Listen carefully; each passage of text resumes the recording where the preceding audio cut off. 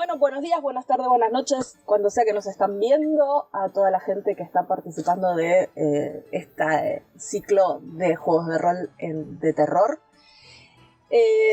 Mi nombre es Agustina Piñeiro, yo soy profesora de ciencias, pero acá estoy porque además soy escritora de terror y hago algunas cositas audiovisuales dentro del género.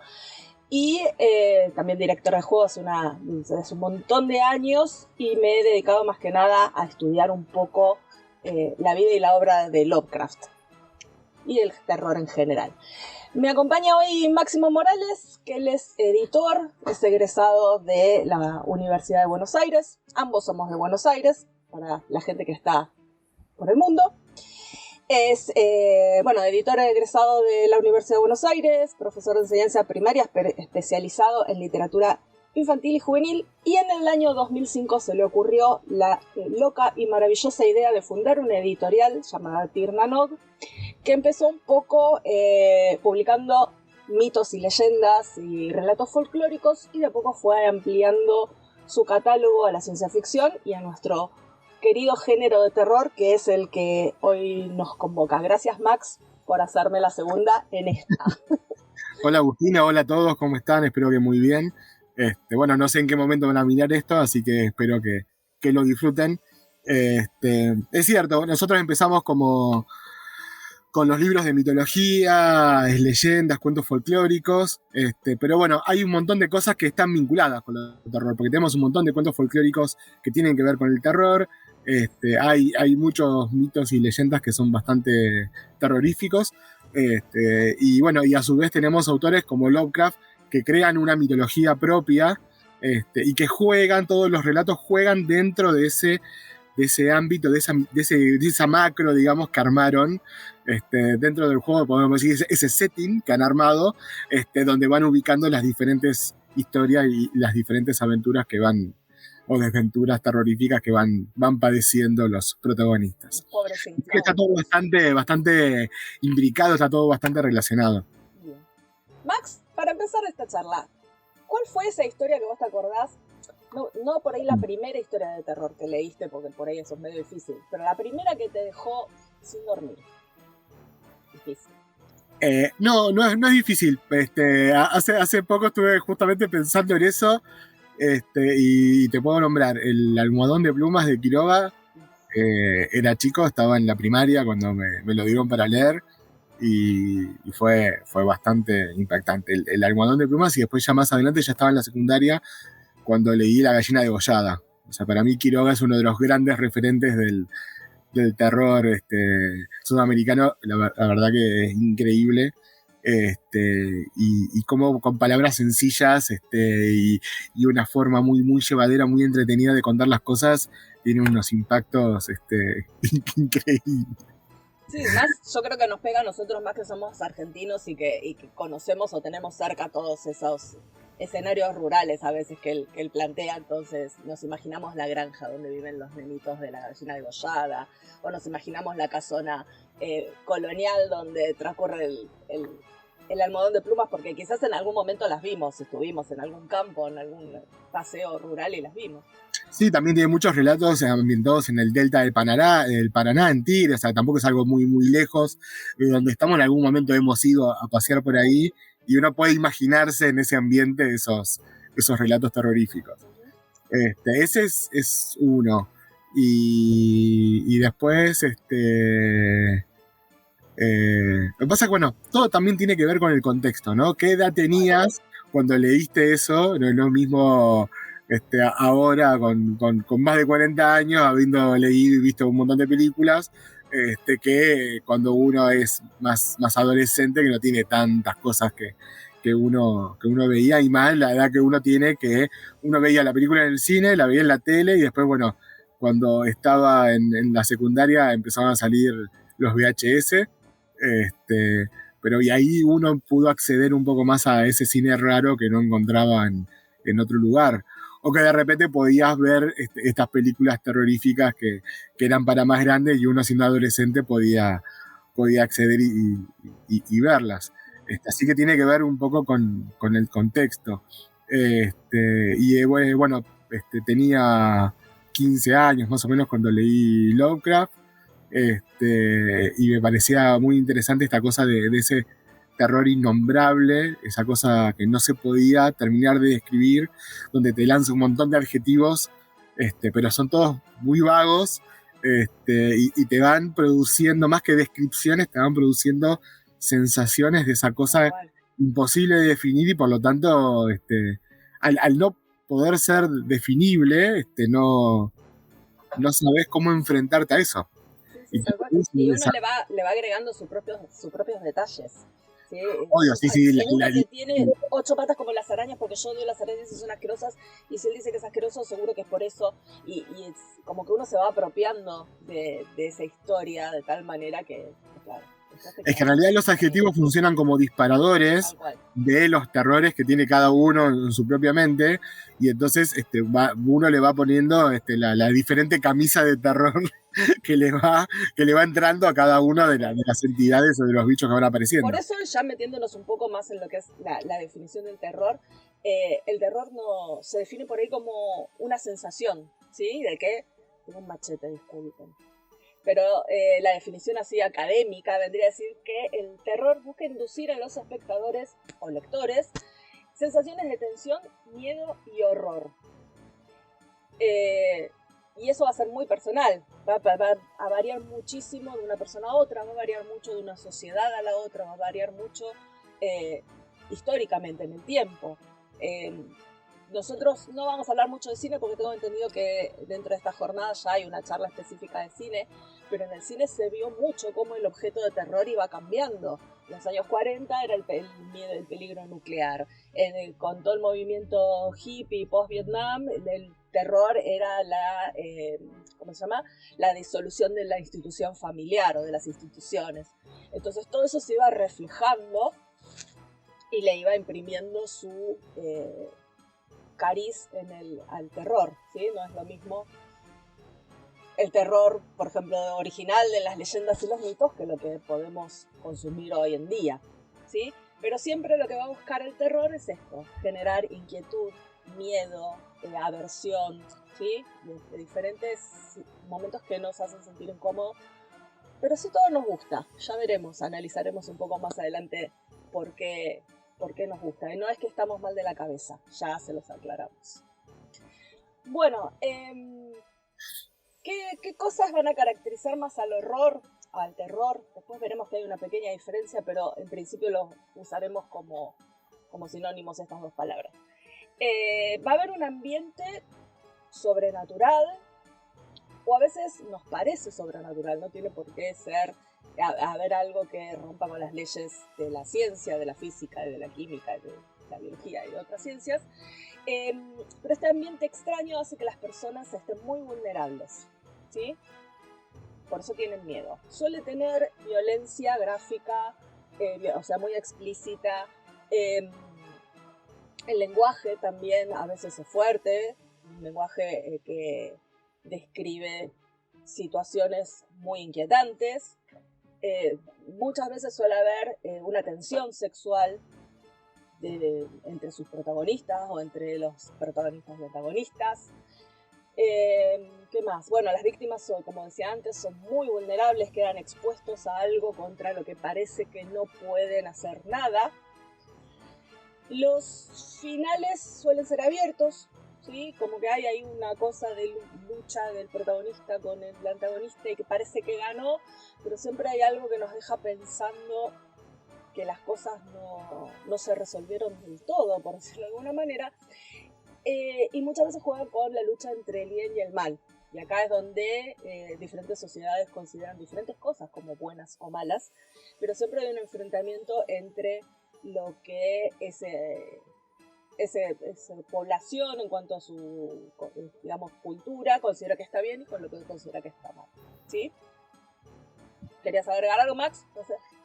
Bueno, Michael Moorcock con sus novelas de fantasía, del campeón eterno, bueno, que va tomando diferentes nombres, hablaba del enfrentamiento no del bien y contra el mal, sino del orden contra el caos.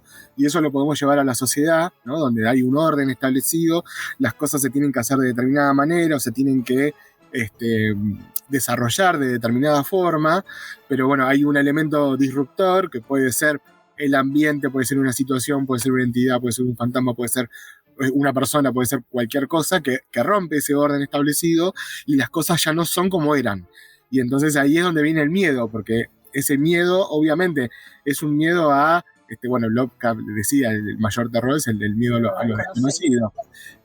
Y a cómo actuar frente a eso que yo no conozco y no sé qué es. Si yo lo puedo definir, si yo sé qué es, lo puedo solucionar, o puedo buscar ayuda, o puedo buscar la forma de poder arreglarlo y llevarlo de vuelta al orden establecido para que eso no me moleste, no me lastime, no me dañe. Pero ya cuando hay un elemento que no puedo determinar cuál es y sin embargo siento que estoy en peligro o está mal la cosa, eso produce esa sensación de temor. El temor es de alguna manera esta cosa de no saber, ¿no? Como el animal que de repente escucha el ruido y presta atención y olfatea y mira y trata de ver de dónde viene el peligro, y una vez que lo identificó, corre o lo enfrenta. Pero una vez que está identificado, ya es más fácil, digamos, enfrentarte a eso. O lo enfrentás o salís corriendo, huís. Y en el terror pasa un poco eso, ¿no? Entonces, a veces el ambiente, como vos decías, el ambiente es el ambiente normal, pero sucede algún hecho, o estoy en un momento distinto, ¿no? De la noche, cuando uno no ve, los oídos se agudizan, y de repente empezamos a escuchar ruidos, y bueno, ¿y qué es ese ruido? ¿Qué es esa cosa extraña que se escucha? Y eso también empieza a disparar ideas, posibilidades, hipótesis, algunas más realistas, otras más locas. Y bueno, jugar un poco con el terror es eso, ¿no? Jugar también con nuestros sentidos, con nuestras percepciones. Me acuerdo que cuando me quedaba a dormir en la casa de mi abuela había como una especie de florero arriba de una repisa que de noche se transformaba en una mano. Y un día me acuerdo que me desperté y me quedé una hora, un par de horas mirando la mano esa que salía de ese mueble, y cómo la luz del amanecer poco a poco la fue transformando en un florero, ¿no? ¿Siempre fue un florero o fue la luz del amanecer, la benefactora luz que lo transformó esa mano horrorosa de vuelta en un florero? Estaba hablando uno que tiene imaginación florida, pero da para cualquier cosa. Y entonces, bueno, de alguna manera lo fantástico, ¿no? Que lo fantástico está ahí en el medio, ¿no? Juega un poquito con el terror, juega un poco con la fantasía. Bueno, ¿y era la mano o no era la mano? Y esa duda también genera terror. La duda ya genera miedo. Sí, hay una distinción que a veces se hace entre terror, horror y repulsión. Que el horror es un sentimiento intenso que se siente, quedó medio mal la frase, bueno, pero es algo intenso que uno siente cuando ve algo sobrenatural, espantoso, terrible. Por ejemplo, cuando uno ve que el vampiro atacando a su víctima, ¿sí? Estoy siendo testigo del suceso horroroso. El terror, sin embargo, es un poco lo que vos decís, que yo me imagino, escucho un ruido y qué será, y por ahí nada, es el ruido que hace normalmente la casa cuando se enfría la noche y que crujen las maderas, pero yo en mi cabeza ya me hice toda la película de que es un monstruo que viene caminando por el pasillo y que si yo dejo de prestarle atención va a saltarme encima y me va a atacar, ¿sí? Entonces el terror es más, depende más de la sugestión, de la imaginación, de lo que uno supone. Y después ya está otro nivel que también se ve mucho dentro del terror, que para mí ya es como muchos dicen que es la forma, el nivel más bajo de terror, que es la repulsión, que ya es cuando se describen al detalle cosas que nos resultan asquerosas, vísceras, sangre, fluidos, ¿sí? Que por ahí hay algunos géneros o algunos autores que apelan más a eso, buscan causar más una sensación de asco y no tanto de miedo, ¿sí? Sí. Bueno, empezamos a contar un poco cómo empezó esto del terror, ¿sí? O sea, ¿cuál sería el origen del terror? Que hablamos que tenía que ver un poco con las leyendas. Quizás en un principio el terror o las historias de terror tenían como un objetivo más aleccionador, o sea, no salgas de la aldea de noche porque está el monstruo que te puede atacar. Y no era un monstruo, eran los predadores, era que había un barranco que de noche no lo ves y te caes y te morís, era que que tenés menos sentidos disponibles y estás más expuesto a los peligros del mundo exterior. Y de a poco cuando se empezaron a concertar estas aldeas, que esas aldeas eran un lugar seguro, donde había una vigilancia de que lo que estaba afuera, que era peligroso, no entre a la aldea y no nos lastime. Y me parece que lo perdí a Max. ¿Estás ahí? Y volví. ¡Ay, volviste! Bueno, te asustaste. Perdón, no te quería asustar. No, para nada. Bueno, entonces lo que estaba diciendo era eso, que la aldea era un lugar seguro, pero los exteriores de la aldea seguían siendo un lugar peligroso. Entonces la forma de decirle, sobre todo a los niños, adolescentes e incautos, que ese exterior era peligroso, era contar estas leyendas, contar estas historias de terror. Normalmente se contaban de noche, como para que uno le quede bien impregnado el clima y el objetivo de lo que se contaba, y tenían esta función como preventiva, ¿no?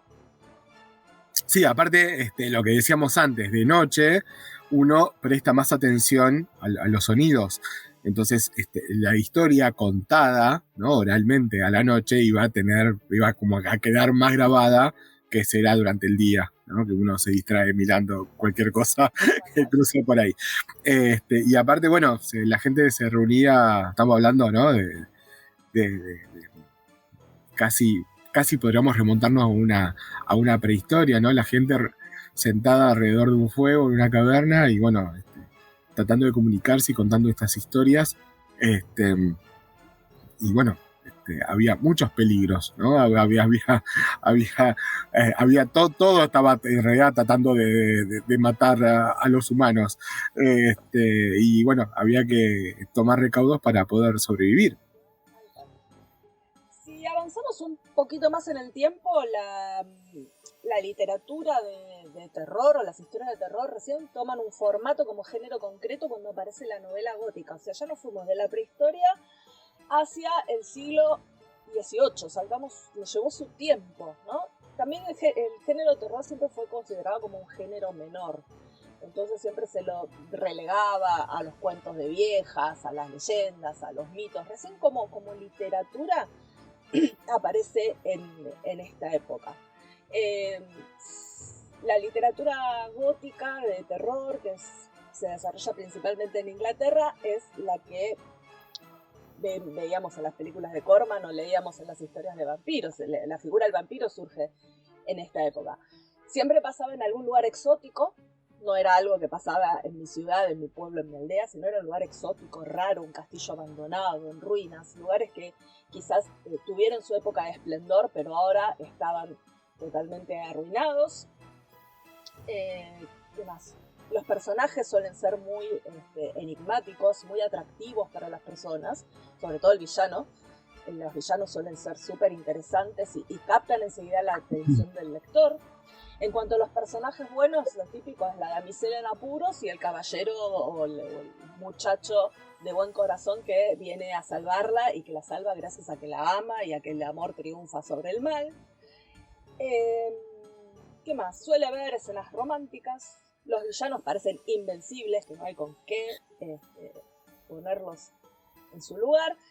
Los villanos son extranjeros generalmente, o vienen de un lugar remoto, un lugar que no se puede identificar cuál es. Generalmente el villano también cuenta con muchos recursos económicos, tiene mucho dinero, con Drácula. Poderes mágicos. Poderes mágicos, pero digamos, en la sociedad tiene dinero, tiene influencia material, digamos. Y eso también es interesante destacar. Bueno, violencia y brutalidad aparecen apenas sugeridas, son muy recatadas en este aspecto de las historias góticas. Sí, bueno, igual el ambiente, en lo gótico, el ambiente es preponderante. Sí. Y tiene esa beta del romanticismo. No se puede separar, ¿no? Porque estos lugares que vos decís, bueno, estos castillos que han decaído y están ruinosos y han venido a menos, bueno, también hay una cuestión de nostalgia, de que en algún momento eso ha sido esplendoroso y ahora está en las últimas, digamos. Bueno, ya que hablamos tanto de Drácula de Bram Stoker, tenía esta cosa de también de elección para las señoritas sobre todo, que hoy lo vemos y decimos, Stoker, sos lo peor, pero bueno, no, lo queremos, pero lo que decimos siempre, hay que leer esta literatura en el contexto histórico que fue escrita, ¿sí? Tiene un efecto aleccionador en el que vemos que viene Drácula, que es el seductor, con un título de nobleza, con riquezas, con terrenos por todos lados, es exótico, es distinto porque es extranjero, y trata de seducir primero a Lucy y después a Mina. Lucy, que se rinde ante esta seducción, termina muerta y convertida en una de sus esclavas. Mina, que trata de resistirse, que es la esposa ideal, recatada, devota de su marido, es la que sobrevive. Tenía también este aspecto aleccionador de una sociedad victoriana en donde la mujer de a poco iba logrando conquistar algunos espacios, y bueno, obviamente se ve que al señor Stoker y su troupe tanto no le gustaba este asunto. Pero bueno, de vuelta, hoy en día alguien escribe eso y lo cuelgan en una plaza pública por desubicado. En esa época era el pensamiento que por ahí preponderaba un poco, ¿sí? Bueno, y ahí también terminando el gótico y empezando el romanticismo, aparece este muchachito nacido en Boston, pero que se crió en Baltimore, en Estados Unidos, que es Edgar Allan Poe.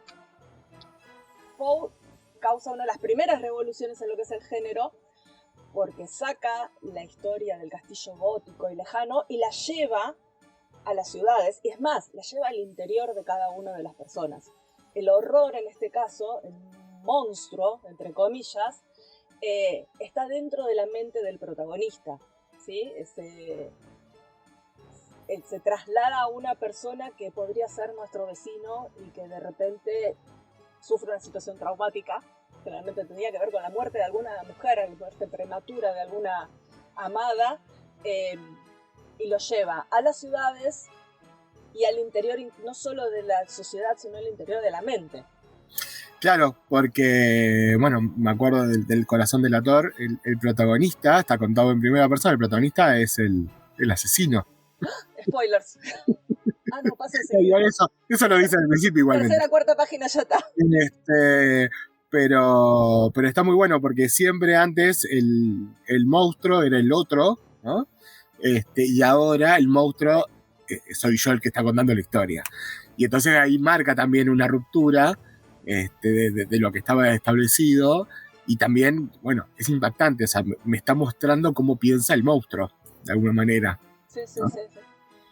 Bien, y aparte, bueno, Poe tenía un vuelo literario increíble, le pasaba el trapo a más de un montón de la literatura pomposa, digamos, y el tipo, bueno, realmente lograba transmitir imágenes, tenía buenas ideas, escribía bien, la poesía de Poe es increíble. Maravillosa.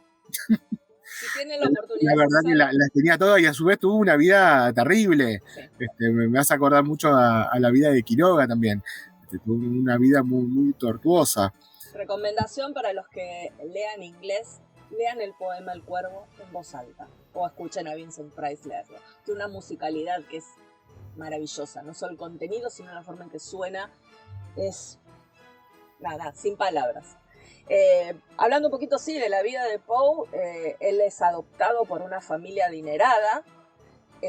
Parece que la que quería adoptarlo era la mujer de esta pareja. Cuando esta señora muere bastante joven, el padrastro poco más lo echa de la casa, y era una persona brillante, era súper inteligente y lo sabía. Entonces, además de brillante, era soberbio. Entonces eso le ganó bastantes enemigos, y en medio de todo eso, bueno, nada, se casa con su prima, que era su gran amor. Ella muere de manera también prematura y bastante trágica. Él cae a la adicción dentro de lo que es el alcohol y los opiáceos. Muere de una manera muy extraña que todavía no se ha podido dilucidar, lo encuentran en muy mal estado, delirando en una plaza, lo llevan a un hospital y se muere en el hospital, pero nunca se terminó de saber qué fue lo que pasó. Si es que lo envenenaron, se emborrachó, si alguien le hizo algo. Y bueno, y toda esa mente tortuosa y todas esas cosas que él iba sufriendo y que iba pensando y que se sentía está un poco fuera de esa sociedad en la que, un poco por soberbia, consideraba a todos como menos, se refleja en un Tony Stark. obras. Un Tony Stark cualquiera, pero con menos plata y menos onda, digamos, menos buena voluntad, digamos. Bien, lo nombré un poquito ahí al pasar. Después la etapa literaria que sigue es la del romanticismo, donde ya se empieza, estamos también siglo XVIII. Igual está un poquito ligada a lo gótico, porque lo gótico tenía su beta romántica. Sí. Es como un desprendimiento, digamos. El romanticismo, que también engancha un poco a todo lo que fue el movimiento decadente en Francia, y ahí tenemos a Chambers con su rey amarillo, hablaba de una libre expresión de la sensibilidad, me estoy guiando con mi machete, importancia de la imaginación sobre el análisis crítico, exaltación de la naturaleza, del individualismo, la libertad de espíritu.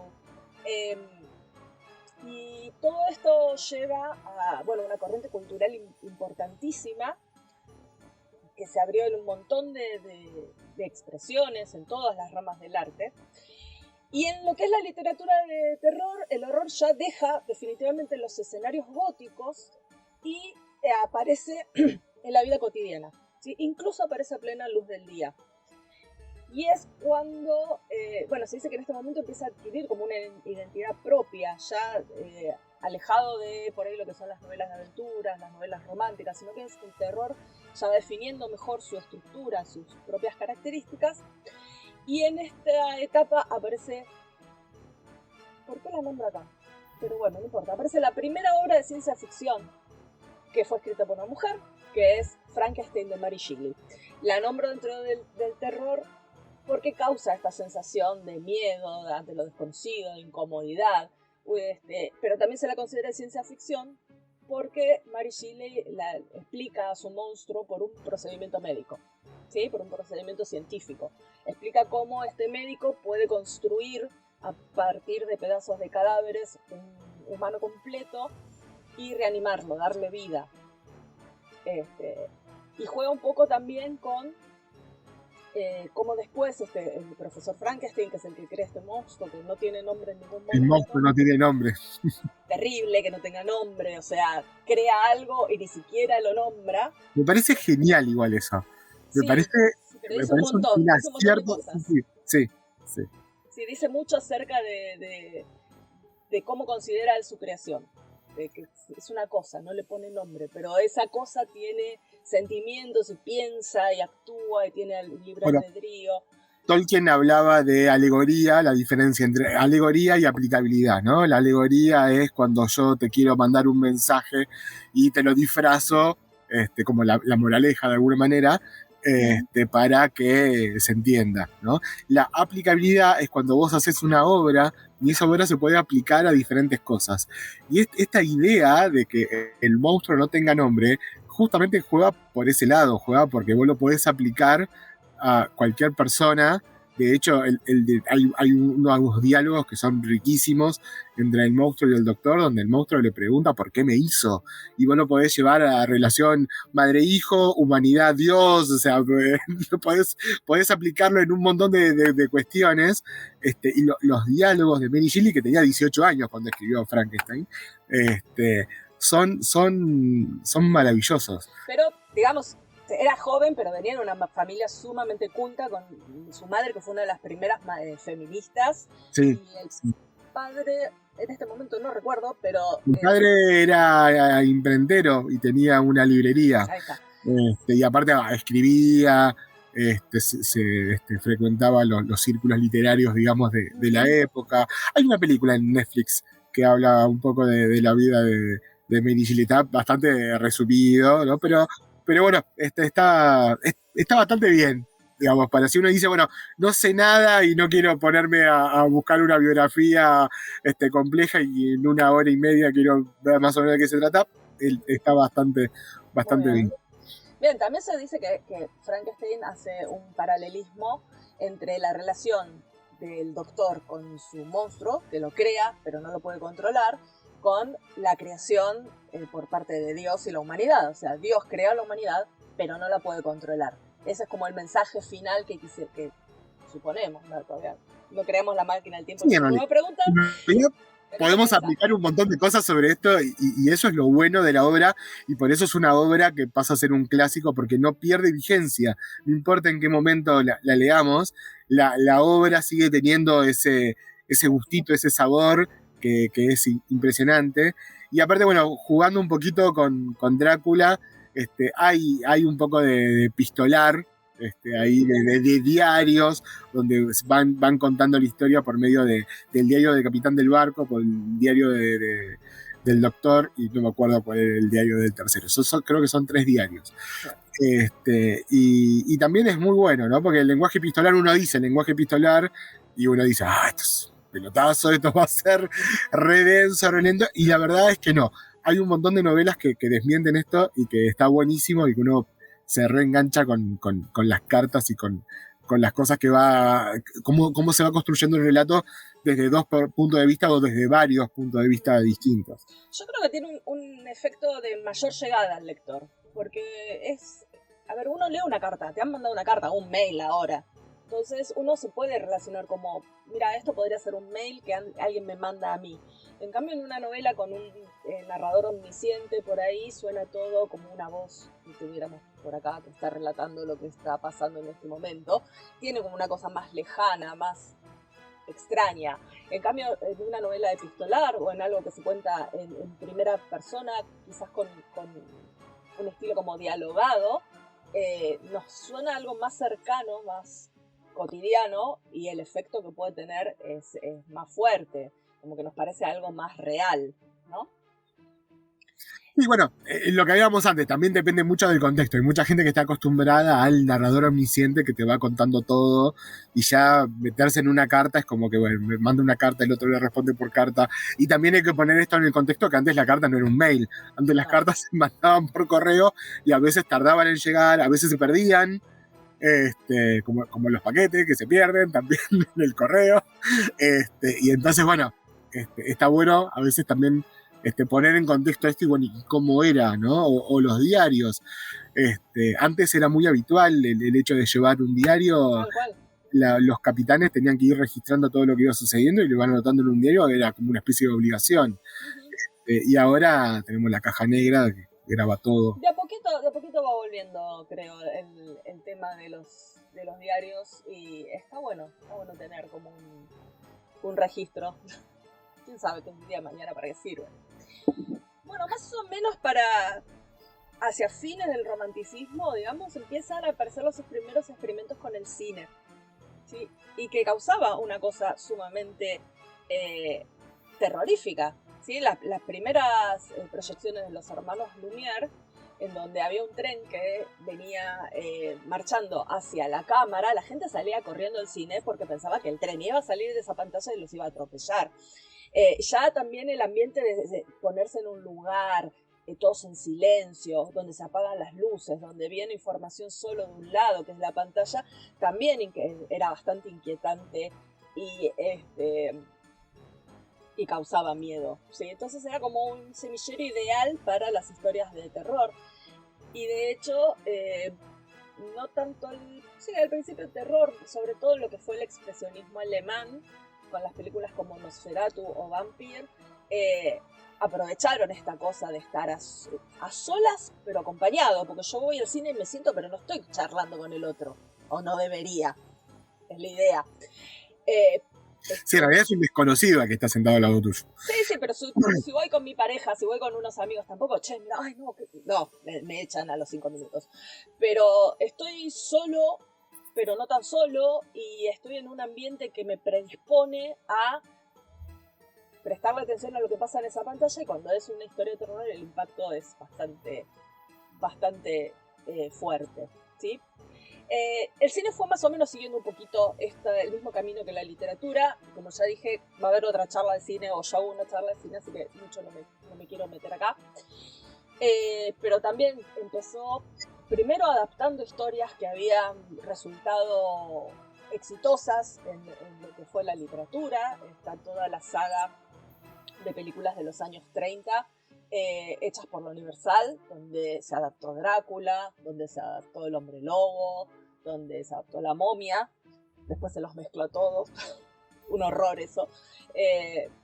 Y fue más o menos siguiendo los mismos pasos que la literatura, ¿sí?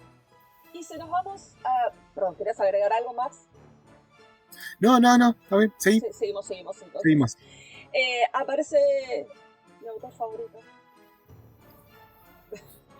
que es Lovecraft, en los años 20, 30, ¿sí? Principios del siglo XX, donde lo que hace Lovecraft es la nueva revolución del género. Y lo que plantea él es que la humanidad es una nada dentro de lo que es el universo. Es totalmente insignificante, es algo muy chiquitito, es algo muy sin importancia. Ya eso solo nos causa un pánico tremendo. Nosotros que nos creíamos los amos de la Tierra, los amos del universo.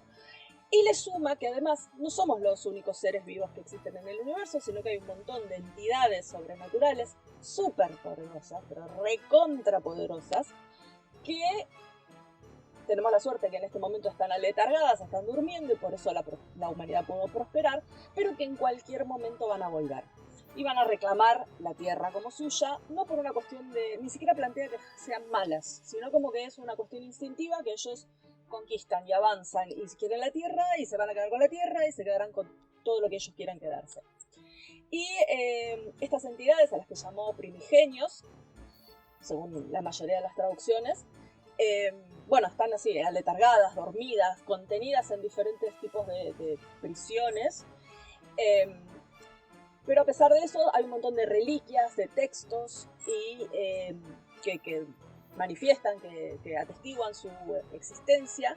Y hay diferentes tipos de cultos o de sectas que reúnen estas reliquias y quieren que de alguna manera estas entidades se despierten, ¿sí? Es lo que llamamos el horror cósmico.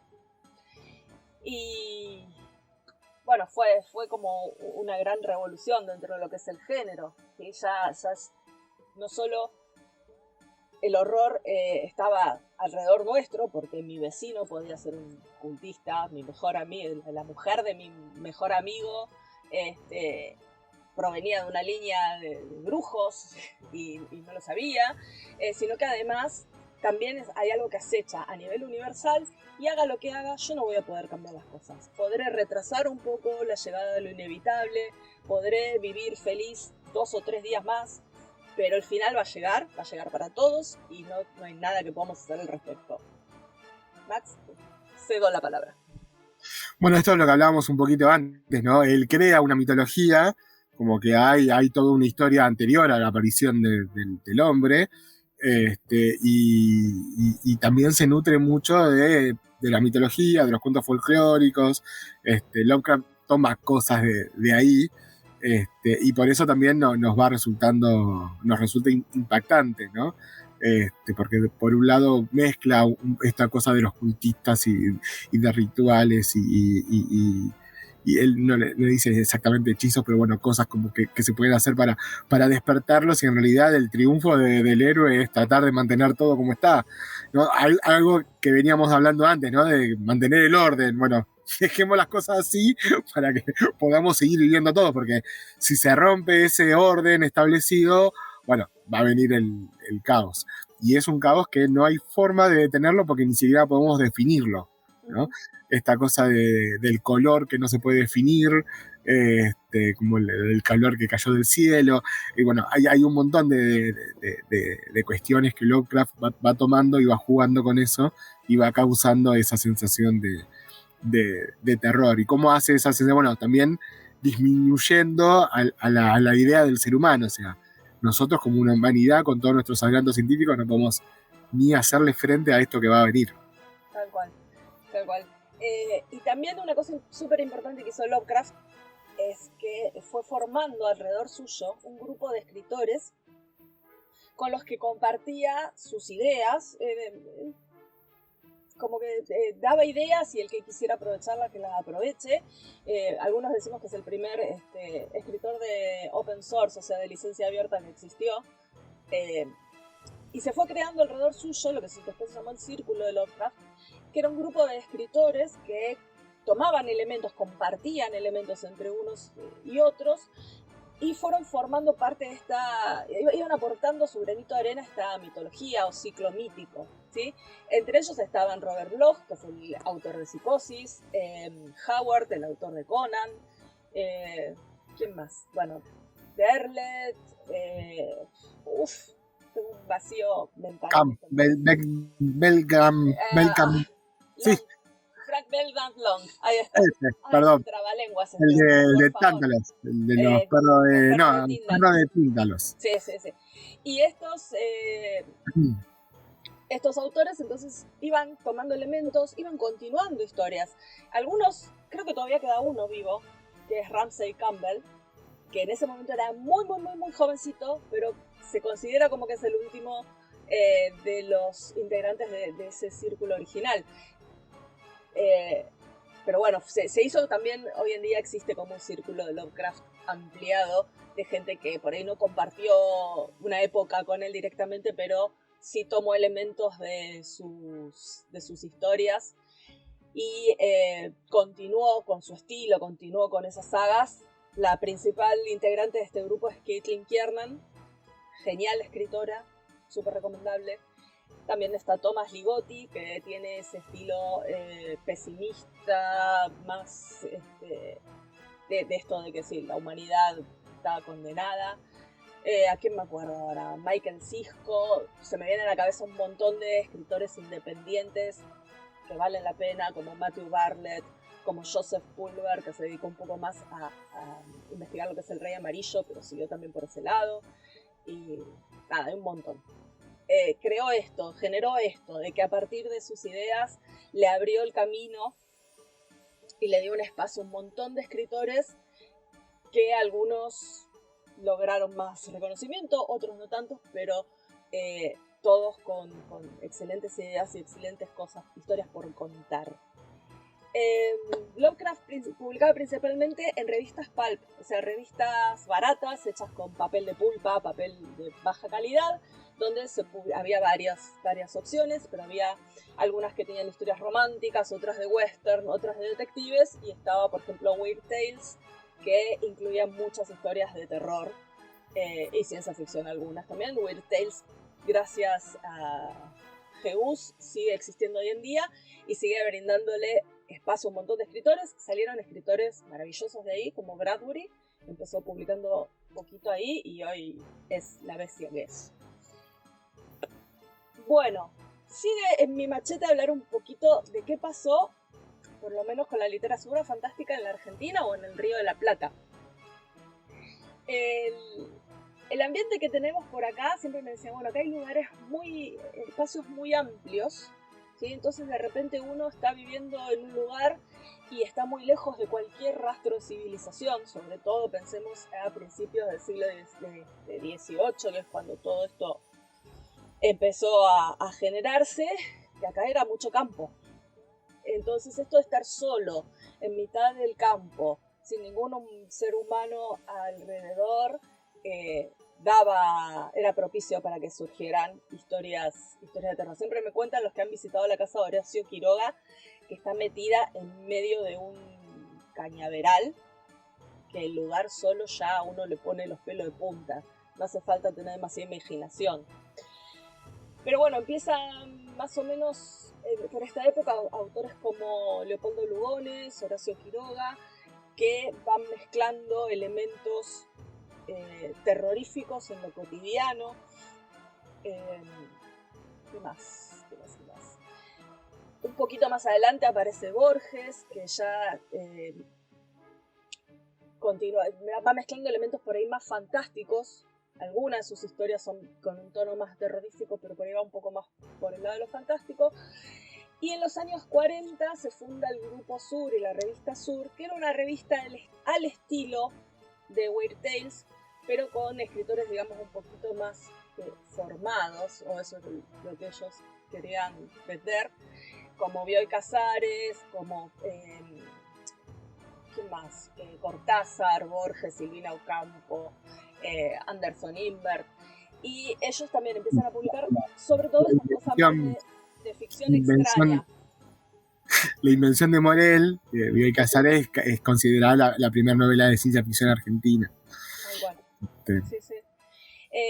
Y eso es un poquito el panorama de aquella época, ¿sí? Donde también empiezan a beber un poco de esta corriente de los cuentos extraños o de la weird fiction que surgía en Estados Unidos y haciendo su versión local.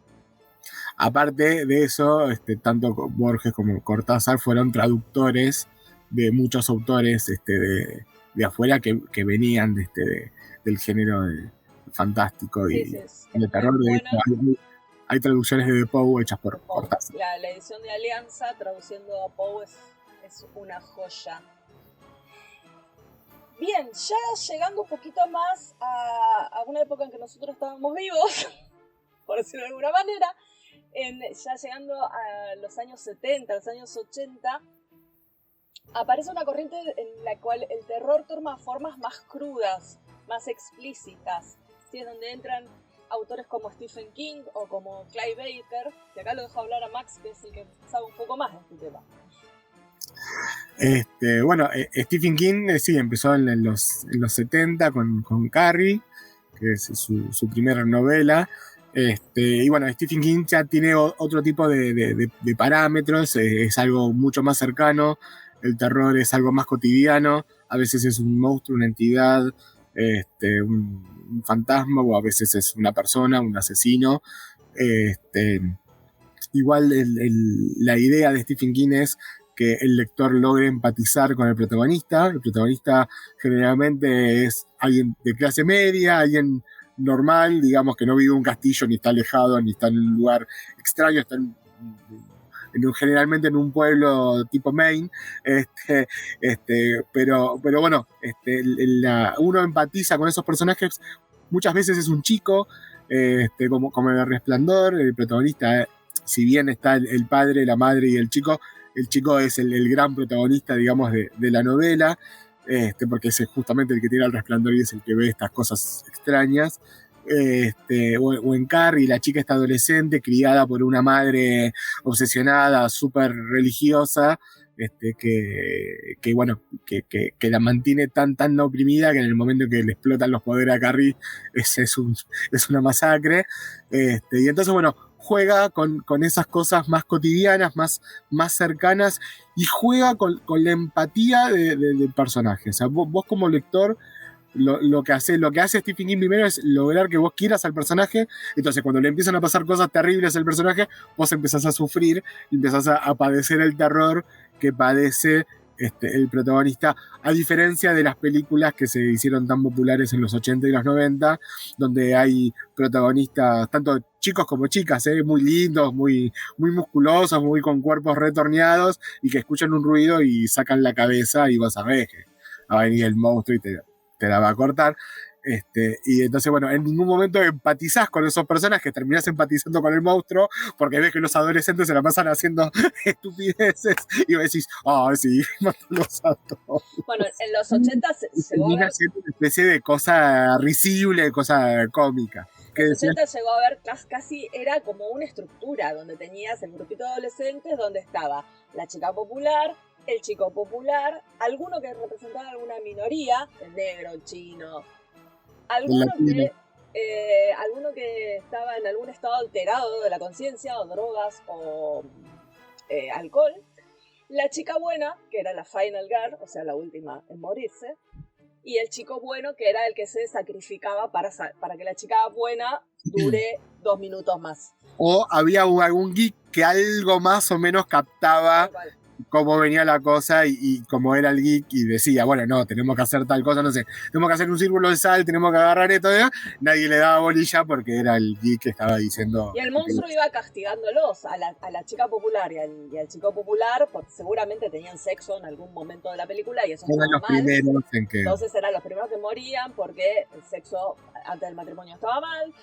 Obviamente al que era drogadicto estaba mal lo que estaba haciendo. Chácate, el de la minoría no sabemos nunca, era el primero que moría siempre. Sabíamos que el negro no iba a sobrevivir, a menos que diga soy negro y entonces me voy a morir primero, y ahí sí sobreviví hasta el final de la película. Y bueno, Scream juega con eso y lo hace muy bien, es muy divertido. Sí. Realmente es como una especie de metajuego, ¿no? Igual nos fuimos al cine, tenemos que seguir con literatura. Es que en este momento, ya para los 80, estaba todo tan mezclado. Había muchos de los autores de literatura que escribían para series o escribían para cine, lo que pasaba con Bloch, lo que pasaba con Mason. Bradbury incluso escribió algunas cosas directamente para medios audiovisuales. Sí, incluso, bueno, estaban los cuentos asombrosos, La dimensión desconocida, Galería Nocturna, y muchos de los autores conocidos escribían para esos programas o adaptaban sus propias historias para esos programas. Bueno, después Stephen King aparece Clive Baker, que Clive Baker tiene un poquito más de esta cosa de repulsión, de descripción de la tortura, de los ganchos y qué sé yo. La película icónica de Hellraiser, que él mismo dirigió, y bueno, Stephen King lo alababa y le decía que, bueno, que había visto el futuro del terror y el futuro era Clive Baker, pero la verdad que Clive Baker funcionó, por lo menos a nivel personal, funcionó muy bien con los relatos, los libros de sangre o los libros sangrientos, porque en realidad eran una X cantidad de tomos que en castellano se publicaron en 5. Había 3 libros sangrientos y 2 libros de sangre 1 y sangre 2. Y los relatos de Baker son muy, pero muy buenos. Son realmente muy buenos. Son muy impactantes. Yo hubiera pensado... Sí, y aparte las ideas que tenía, era como una máquina de generar ideas. Pero cuando llegamos a la parte de novelas, como que yo siento que hace como agua, mezcla un poco de fantasía con terror, pero ahí es como que yo siento que tiene como más impacto Ojo, que los relatos no eran súper cortos, los relatos eran largos, tenían sus 50 o 100 páginas a una letra chiquitita, o sea, eran bastante extensos, pero ya cuando se mete en la novela, ahí es como que empieza a ser un poco de agua. Stephen King también, Stephen King me parece que son geniales los relatos que hace. Hay novelas que son muy, muy buenas, hay novelas que no me gustaron mucho, pero en los relatos yo creo que la mayoría la pega muy, muy bien. Y tampoco Stephen King no hace relatos cortitos, hace relatos extensos, pero maneja muy bien esto porque hay que empatizar con el personaje rápido, ¿no? Una cosa es una novela donde vos podés ir contando varios detalles y varias cosas para que empatizar con el personaje, pero en un cuento no tenés mucho tiempo, digamos, no tenés mucho espacio. Nosotros no somos más del palo del cuento corto, es difícil. En la novela es difícil mantener la atención durante tanto tiempo. En el cuento corto es como hago para contar todo lo que tengo que contar en tan poco espacio. Sí, igual también pasa por una cuestión editorial. O sea, en Estados Unidos hay una cantidad de páginas determinada para los libros bestseller. Ninguno puede tener menos de 350 páginas. Está como determinado. Las novelas históricas son novelas gordas. No son libros finitos. Ya hay como una cosa que está estipulada. En cambio, en Sudamérica lleva la cantidad de páginas que tiene que tener, ¿no? Un poco, esto es la diferencia entre obra y contenido, ¿no? Algo que nos está pasando ahora con Netflix, que de repente, y también pasa en la literatura, ¿no? Todos son sagas, todos son cosas que continúan en Netflix, son todas series, todas un montón de capítulos, y hay veces que vos estás mirando y diciendo, ¿y para qué tienen este diálogo? ¿Y por qué me muestran esto? ¿Y por qué? ¿No? Hay un montón de relleno, ¿no? Y ese relleno ahora le dicen contenido. Y en realidad uno lo que quiere ver es una obra, ¿no? Uno quiere que las cosas que estén ahí y están ahí por algún motivo. Tal vez un motivo que a uno como lector o como espectador se le puede escapar, porque uno no puede entender todo. Cada uno va a agarrar algo distinto, porque tiene que ver, esto que estamos hablando de empatizar, tiene que ver con la historia personal de cada uno y con lo que uno piensa, con lo que uno siente, o con lo que a uno le pasa en ese momento. Pero bueno, forma parte de la obra. En cambio, esta cosa de relleno, de decir, bueno, ¿y por qué tiene que ser una trilogía? ¿No? Esta cosa, esta manía a veces de copiar a Tolkien, que en realidad no escribió una trilogía, escribió un libro único, y el editor dijo, vamos a partirlo en 3 porque si no va a ser un libro muy gordo y no lo vamos a poder vender. Fue el editor el que dijo, bueno, vamos a partirlo acá, acá y acá, pero en ningún momento se le ocurrió a Tolkien decir, voy a escribir una trilogía. Bueno, y algo parecido sucede ahora. Ahora son series, ni siquiera sabemos cuándo van a terminar, ¿no? Todavía estamos esperando el final de Juego de Tronos. Bueno, malo ahí. Y el terror, por suerte, afortunadamente, un poco escapó a eso, ¿no? El terror se concentra más en la obra. Hay cosas de relleno y sí, hay cosas de relleno, pero en líneas generales apunta más a transmitir una idea con su contexto, con sus situaciones terroríficas, pero apunta más a algo más concreto, digamos. Bueno, también por ese entonces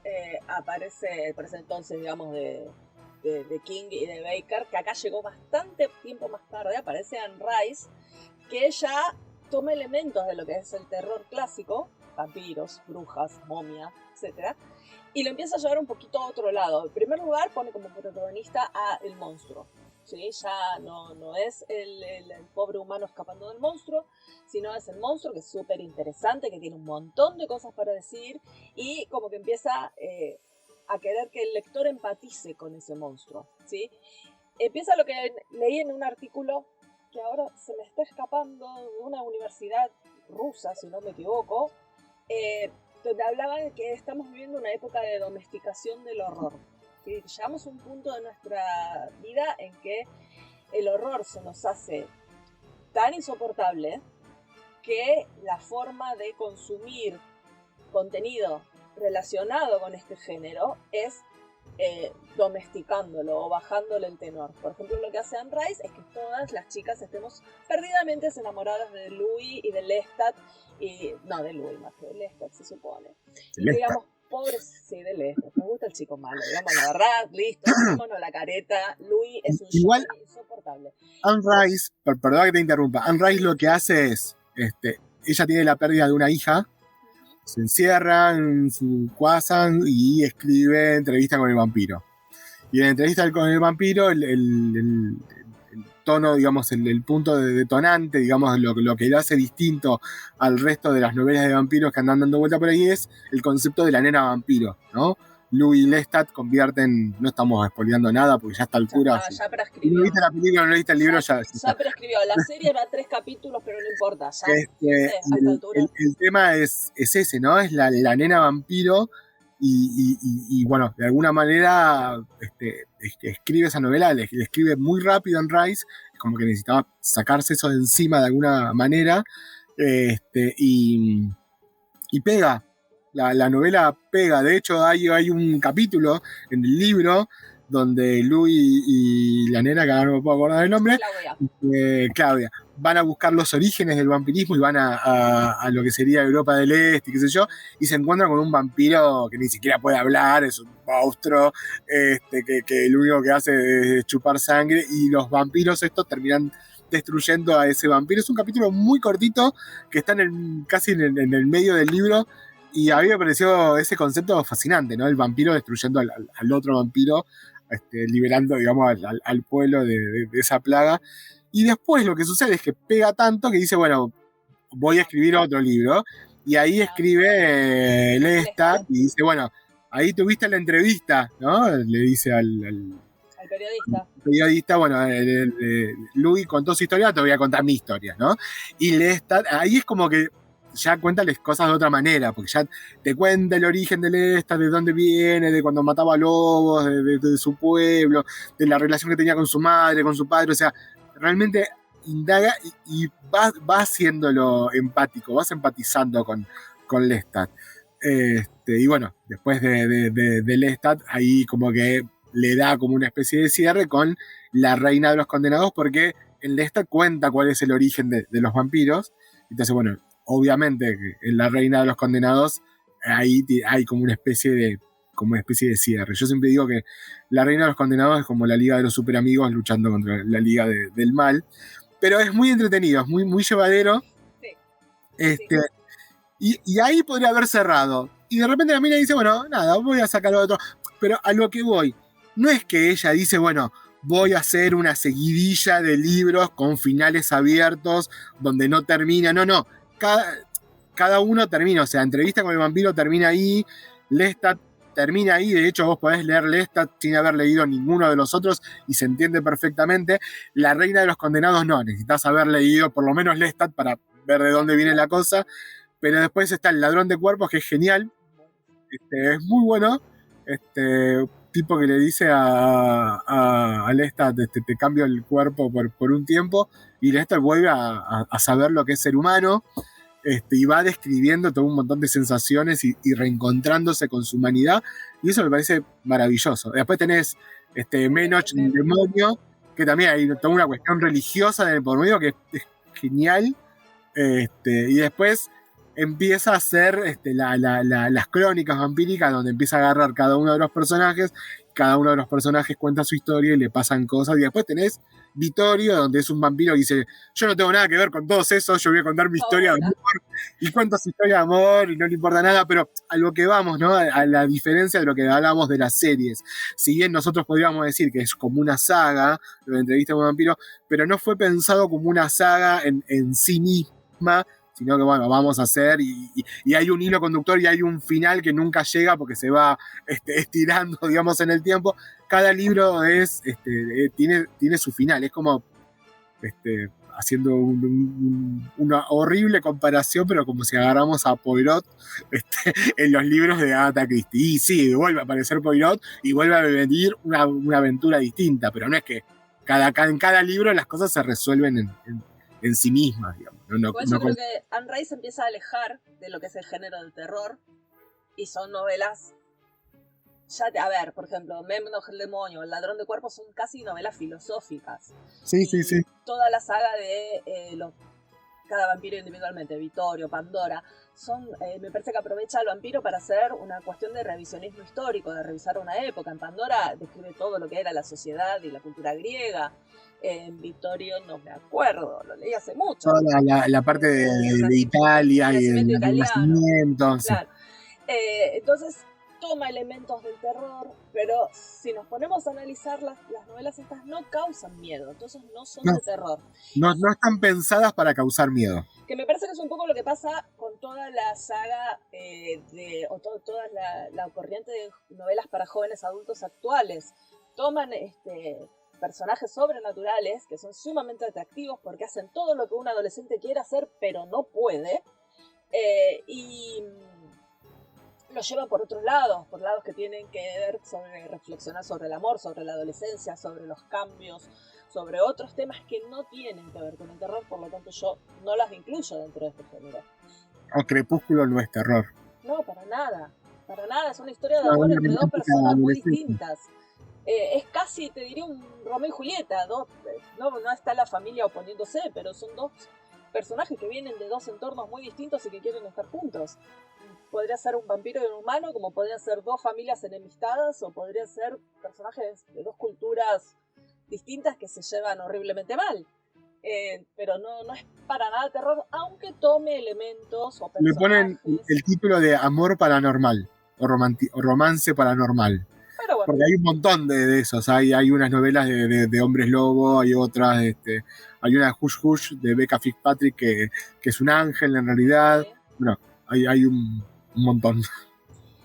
Bueno, y un poco, más o menos, creo que hemos recorrido un montón de todo esto. ¿Por qué nos gusta? ¿Qué es lo que te gusta del terror? ¿Por qué querés sufrir, Máximo? Es así la pregunta. En realidad no es sufrir. Bueno, en Argentina, por ejemplo, en los 90 y 2000 hubo un auge del terror infantil. Hasta podríamos decir que con el libro de Socorro, que fue como... Es terrible ese libro. Yo lo volví a leer con mis hijos y en un momento me frené y dije, ¿por qué le estoy haciendo esto a mis hijos? ¿Por qué? Pero la pregunta es, ¿por qué es para chicos? O sea, los cuentos son bastante fuertes, y Sí. algunos, y no, yo no se daría a mi nena hasta de una determinada edad, pero bueno, Yo frené pero mitad de hubo la como lectura un y dije, auge, esperemos, dejémoslo un poquito más adelante esto, no ahora. hubo un auge del terror para chicos porque el miedo es un sentimiento muy poderoso. Entonces, vos podés leer una novela de amor y podés llegar a enamorarte del protagonista o no, este, pero si lees una buena historia de miedo y te causa esa sensación y esa fuerza, esa sensación, sentir eso por haber leído algo, es como una cosa muy poderosa. Entonces, de alguna manera querés volver a sentir. Y a ver si esto me vuelve a hacer sentir esta sensación, porque yo sé que es un libro, yo sé que lo cierro y se termina, o apago la película, o me levanto del cine y me voy y ya está, o cierro los ojos, y la situación pasa en el cine, pero de alguna manera el terror, mirando terror o leyendo terror, estoy a salvo, ¿no? Porque no es un terror real, no es algo que esté pasando de verdad, es algo que está afuera, está también adentro de mi mente, pero bueno, de alguna manera puedo ponerle un fin y sacarlo. En la serie de Friends, en algún momento, Phoebe metía el libro del Resplandor en el freezer para congelar el personaje y que no le pasara nada. Y es, bueno, es un poco divertido, pero bueno, de alguna manera uno puede hacer eso, ¿no? Uno ha dejado libros que a uno lo aburrían y que no le gustaban, y dice, bueno, no tengo mucho tiempo para leer, no puedo seguir intentando con un libro que me parece que no es para mí, o tal vez no sea para mí en este momento, y bueno, uno lo deja. Si hay algún libro que me está perturbando demasiado, bueno, nada, lo cierro y lo dejo. Una película que me está haciendo mal, bueno, la dejo de ver y listo, ¿no? Es un terror de alguna manera a salvo. Sí, controlado. Sí, nos da esa sensación de adrenalina. Muchos dicen que, bueno, tenemos como todavía ese deseo que nos quedó en algún lugar de nuestro cerebro primigenio de cuando éramos cazadores y recolectores, y que la adrenalina de no saber cómo íbamos a llegar al día siguiente, de tener que ir a cazar y perseguir a la presa o escapar de un depredador. O llegar a fin de mes. Bueno, es verdad, tenemos la adrenalina. Pero bueno, de esta manera estamos como supliendo esa adrenalina, sobre todo gente como una que no se puede subir una montaña rusa porque se desmaya, y tenemos esas sensaciones fuertes de incertidumbre, de terror, como vos decís, un sentimiento súper fuerte, súper vívido, y lo buscamos a través del terror. Y, por supuesto, es un ambiente seguro, ¿sí?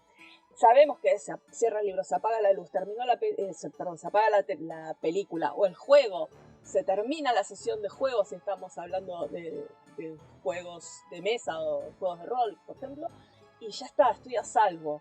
Y otra cosa, también llevándolo un poco de por qué nos gusta jugar juegos de terror, ya sea videojuegos o juegos de mesa o juegos de rol, es porque tenemos la sensación de que le podemos ganar al malo. ¿Sí? Y cuando terminamos esa partida, nos sentimos los más grosos del universo. Porque matamos a Nyarlathotep. Dale, no lo mataste nada. ¿Sí? Recuerdo una de mis partidas de rol que me sacrifiqué para cerrar un portal y evité que Nyarlathotep aparezca por los próximos 3 meses. No sé, no importa. Pero la sensación que te da de que hiciste algo súper importante contra algo que parecía imposible de derrotar es sumamente gratificante, ¿sí? Y creo que por eso jugamos con el terror, ¿sí? Tenemos esta cosa de que necesitamos, bueno, alrededor nuestro pasan cosas horribles todo el tiempo. Entonces, me pongo a jugar con cosas que se supone que son horribles y les gano. Y me da una sensación de que, bueno, le gané a esto, quizás el día de mañana le gano a lo de verdad, ¿sí? Y me da como pilas para seguir adelante. Medio depresivo lo que acabo de decir, pero bueno. ¿Qué sé yo? No, también es la satisfacción de poder derrotar a eso que nos causa miedo, ¿no? En un ambiente seguro, como un juego, ¿no? Sí. La literatura de terror generalmente no sucede. El terror más contemporáneo sí busca finales felices, pero en líneas generales, esto que vos decías del final abierto, siempre queda un resquicio, siempre queda una puerta medio entreabierta. La tierra de la tumba que se sacude. Y porque el terror de alguna manera juega con esto de que hablamos en un principio de la duda. Bueno, le gané. ¿Y le gané? ¿Hasta cuándo? Esa es la pregunta. ¿Le gané? Y esa astillita de la duda causa esa incomodidad y de alguna manera causa esa pequeña paranoia que tiene que ver con el terror también. Así que todos ustedes que están en esta jornada jugando juegos de terror, sepan que lo que están haciendo está muy bien, es muy gratificante y los va a llevar a ser personas más sanas. Bueno, Max, para ir cerrando, ¿dónde nos pueden encontrar y qué hacemos si nos quieren preguntar cosas, mandar flores, mandar bombones? Tomates podridos no, por favor, no estamos recibiendo. Bueno, en Instagram, editorial.tirnanov. Y si no, en Facebook también, editorial Tirnanov. Y si no, ponen en Google editorial Tirnanov y nos van a aparecer porque todas las... Donde pueden encontrar todos estos hermosos muestros que yo sé que usted tiene por ahí. Todos estos hermosos libros. La antología... ¿Cuál es la ventaja hoy por hoy de buscar el terror en las editoriales independientes? Que hay bastantes dando vueltas por ahí, el que busca encuentra. Que el terror independiente escribe lo que tiene ganas de escribir y no se engancha en los lineamientos de ningún editor mainstream que dice no, ponele un final feliz porque si no la gente no lo va a comprar. Entonces, si quieren cuentos de terror, ya sea acá, afuera, en donde sea, busquen editoriales independientes, donde ahí la gente en serio escribe lo que tiene ganas de escribir y no se deja guiar la manito o el tecladito por ningún lineamiento editorial marketinero, digamos.